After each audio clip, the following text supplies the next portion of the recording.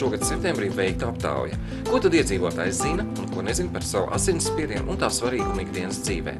Atklājies, ka 60% Rīgas iedzīvotāji zina savu asinsspiedienu, savukārt pārējie nezina un nemāk pat pateikt, kāds tas ir.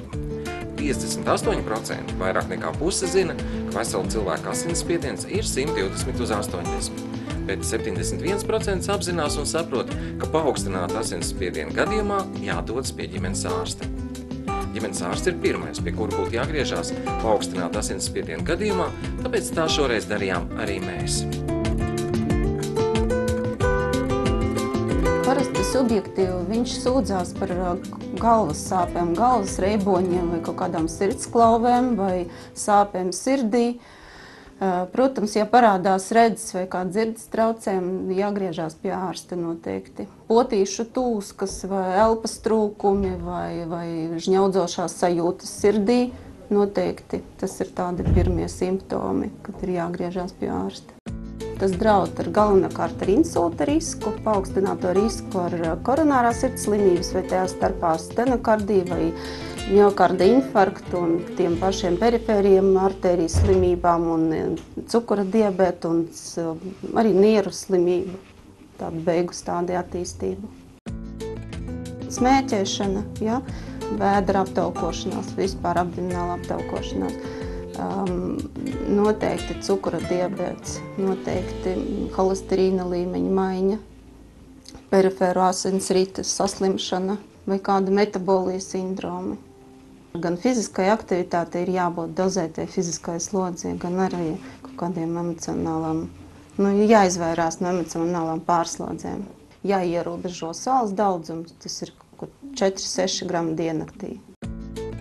Ģimenes ārste sūta tad, kad paaugstinātais asinsspiediens nepadodās terapija, tā saucamā rezistentā arteriāla hipertenzija. Ja ir kāda riska faktori, vai tas pats metabolais sindroms vai holesterīna līmenis mainās un jāpielieto kāda kombinēto terapiju, kad viņam parādās kaut kāda citas sūdzības, tās pašas stenokardijas vai tur attīstās kāds infarkts un cerebrovaskulārās slimības, vai ja viņam ir nieru slimība, ja, tad noteikti ir jāiet pie ārsta, jāsūt pie ārsta pacients.